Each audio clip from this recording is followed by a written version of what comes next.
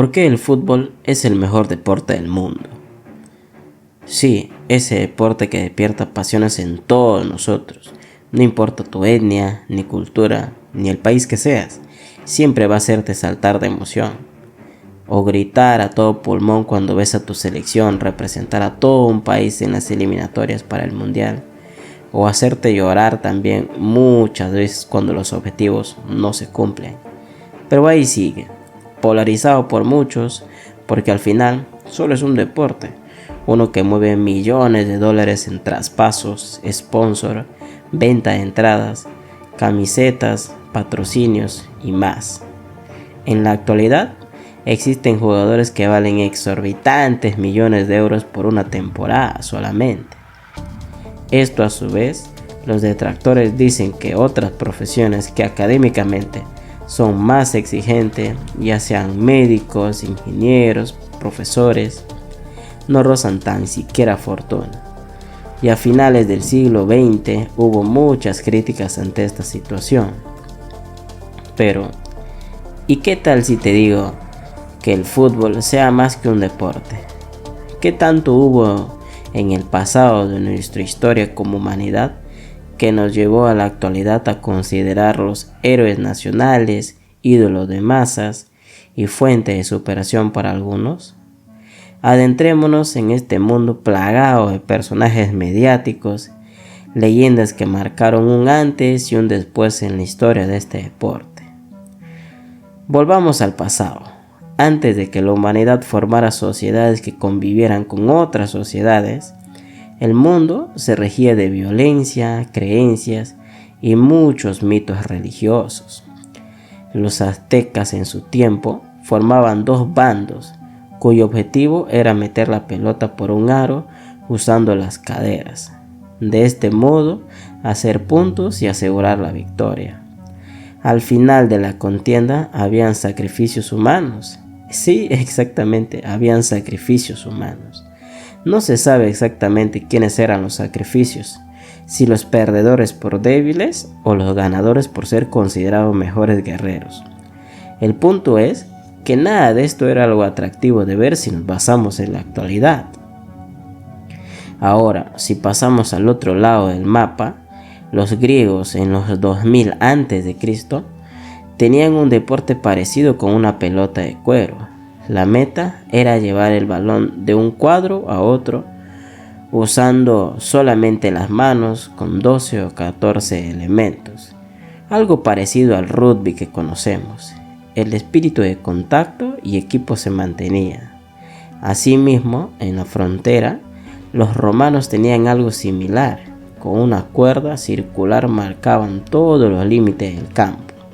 El punto era básicamente lo mismo: pasar el balón de un lado a otro usando el cuerpo y las manos. Estos juegos en particular tenían algo en común: la violencia encarnada. Tanto así que los partidos que se disputaban habían huesos rotos, gente que moría, golpes y pérdida de alguna parte de tu cuerpo. Sin importar en aquel entonces el salvajismo de este deporte, se extendió por toda Roma. Y en Inglaterra, años más tarde, durante las guerras entre romanos y celtas, las historias británicas cuentan que un grupo de soldados celtas pateaban la cabeza de un enemigo como si fuera una pelota, no más por puro divertimento. Y fue así como se plantó el deporte de la isla. Y en poco tiempo se expandió por toda Inglaterra, con las reglas parecidas al rugby. El objetivo era el mismo: pasar el balón de un lado a otro, sin dejar claro la violencia que lo caracterizaba. Y por último tenemos al deporte chino llamado Tzu Chu. Este último es lo que la FIFA aprobó finalmente como el antecedente legal del fútbol. Era una práctica militar china cuyo objetivo era dominar el balón usando cualquier parte del cuerpo y llevarlo hasta una pequeña portería. De esta manera se probaba la habilidad del maestro militar. Y estos han sido básicamente los inicios del fútbol que hoy conocemos. Ahora pasemos un poco más adelante en el tiempo. Durante años fue prohibido debido a los excesos de violencia y mal visto por la gente de aquel entonces, principalmente por Eduardo III, el rey de Inglaterra en 1331. Esto fue para que se buscaran nuevas medidas menos violentas de este deporte, lo que siglos después llevaría al surgimiento del balompié. Fue acá donde se dividió la línea que separó el fútbol y el rugby moderno. Los antiguos británicos apoyaron esta iniciativa, claro está, mientras otros por su parte decidieron darle forma al fútbol. Así que se pusieron códigos y reglamentos, y en 1848 en Cambridge se formó la primera regla, el no usar las manos sino solamente los pies. En 1863, con el esfuerzo de contar con las mismas reglas para todas las universidades y colegios que lo practicaban, se formó la FA o Asociación de Fútbol, que dictaron estas reglas, y esto a su vez creando el torneo más antiguo de fútbol en Inglaterra, que hasta el día de hoy se disputa, la FA Cup, cuyo campeón fue el Wanderers Football Club. Ya en ese entonces teníamos un árbitro que controlaba las disputas en el campo. Aún no era la máxima autoridad, pero era el inicio, ¿no? Cuyo después con el tiempo fue mejorando. Para años después se creó la IFAB, que se encargó de más reglamentos para dar forma al fútbol moderno, que sigue haciendo los cambios hasta el día de hoy, cada temporada, como por ejemplo el reciente VAR o la posición adelantada inteligente en el Mundial de Qatar. Pese a todos estos avances, el fútbol todavía sigue siendo un deporte rústico y amateur, y se cuestionaba mucho porque algunos jugadores recibían dinero por lesionar a contrincantes o dejarse ganar por intereses económicos. Para finales de 1885 se creó la liga profesional que sancionaba en estas acciones, y los jugadores ya veían como una profesión aspiracional que podía darte dinero suficiente para depender de este deporte. Fue así como se dieron forma a la primera liga profesional de aquel entonces, conformado con clubes que hasta hoy existen, como el Aston Villa y el Everton, y se convirtió en un negocio. El cambio más grande en estos años fue la creación de la FIFA en 1904, que contó con 6 federaciones. Con las décadas se popularizó por todo el mundo y saltó al estrellato con el primer mundial en 1930, y nació una historia que no tiene fin. Y estos han sido los inicios de este deporte. Pese a los años, aún sigue vigente. Ahora, entremos a lo que vinimos. ¿Por qué es el mejor deporte del mundo? ¿Por qué aún hay mucha gente que lo critica? 3. ¿Qué tan importante es en nuestra sociedad? Vamos por partes. Es el mejor deporte del mundo porque es fácil de entender, tener un balón y tratar de anotar y listo. A su vez, necesitas 3 criterios. 1. ¿Todos lo pueden jugar? Sí, pero no todos destacan. Depende de tu habilidad con la pelota, gambeta, control, velocidad y buen tiro. Segundo, tener visión de juego, porque es un juego de equipo. Tienes un solo balón. Si lo tienes, todos van a ir a por ti. Depende de tu capacidad para ver un pase al vacío, predecir a tu oponente, destrabar la defensa y también hacer jugar a otros. Tercero, la definición. El gol depende del delantero en muchos casos, pero va más allá de saber patear fuerte. Es la capacidad de reacción en segundos. Y por último, la mentalidad de tener la cabeza frío y el espíritu de competencia encendido, sabiendo que representas a un país entero, que un gol puede darte el primer título de campeón del mundo, de la Champions, la Liga, la medalla olímpica, o quizás una Inca-Cola que apostaste con tus amigos, ¿no? Muchos no saben, pero la presión psicológica que los jugadores que enfrentan es totalmente abrumadora. Sin alguien que los guíe puede ser asfixiante. Ahora vamos con lo segundo. ¿Por qué aún hay mucha gente que lo critica? Solo es un deporte. ¿Por qué ganan tanto dinero? Un doctor se prepara más de 8 años para hacer algo más que ir tras un balón, al igual que las demás profesiones, ¿no? Y ninguno de ellos roza la fortuna que algún jugador genera.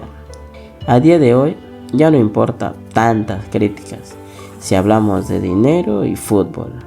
Solo es un negocio, que en el medio están jugadores, que son el producto, y nosotros los consumidores. Tampoco seamos tan injustos con ellos. Puede que ganen mucho dinero, pero están a merced de la gente y las críticas. Ni tomar un café tranquilo pueden. Los persiguen a todos lados, cosa tan simple que cualquiera de nosotros puede hacer. Muy aparte que una lesión, la edad, son factores que devalúan al jugador, y esto lleva a que aseguren su patrimonio creando empresas, hoteles, fincas, restaurantes por todo el mundo, dando empleo a la gente. Hacen donaciones a lugares vulnerables de donde salieron. Algunos son embajadores de su país, fomentando al deporte.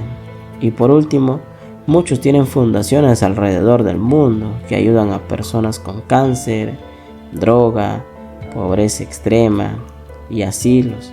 Como tal, no es algo tan malo después de todo, ¿no? ¿O sí? Número 3. ¿Por qué es tan importante en nuestra sociedad? Vamos por partes. El ser humano siempre va a tener la necesidad de creer en algo. La religión es una de ellas, por ejemplo. Y a través del fútbol creemos que es posible que el mundo nos conozca, saliendo de un barrio pobre, jugando en loza, nos hace creer que podemos salir adelante. Estadísticamente, el 95% de los padres a nivel mundial quieren que sus hijos hombres jueguen al fútbol profesional y ver a través de ellos su sueño que un día fue suyo. De este modo, hoy en día vemos a algunos jugadores como ídolos mundiales: Pelé, Maradona, Di Stéfano, Messi, Ronaldo, Ronaldinho. Son algunos nombres que hoy son parte de la historia. Salidos de un barrio pobre, de favelas o con condiciones médicas difíciles de superar, y hoy ya sirven como ejemplo de superación. Este deporte nos hizo soñar con ver la bandera de tu país en un mundial. Y ya estar ahí es un logro porque son por eliminatorias. No todos alcanzan a llegar. Decir somos campeones del mundo, ganamos la Champions, la Liga, nos hace feliz y vibrar de emoción. El fútbol es para todos, no solamente para quien lo juega, sino también para el espectador. Volviendo al pasado, durante la Primera Guerra Mundial, en 1914, durante la Navidad, Alemania decoró sus trincheras y pidieron tregua a sus enemigos, a los británicos y franceses que estaban. ¿Para qué? Exactamente, cantar unos villancicos, enterrar a sus muertos y jugar, ¿por qué no?, un partido de fútbol. Dicen que los alemanes ganaron 3-2 y ya no había gente matándose por intereses políticos, solo hombres desconocidos unidos por un deporte, compartiendo comida, cigarrillos y encendedores. Son estas pequeñas cosas que hacen al fútbol un deporte grande. Por un momento dejamos las armas y compartimos como sociedad un partido de fútbol. Quizás hoy en nuestra actualidad, surgiendo guerras por todas partes, nos haga falta jugar más fútbol y olvidar nuestras diferencias. No es tan descabellado de pensar. Quizá algo tan simple como patear una pelota sea la cura de nuestro planeta, que es redondo como un balón.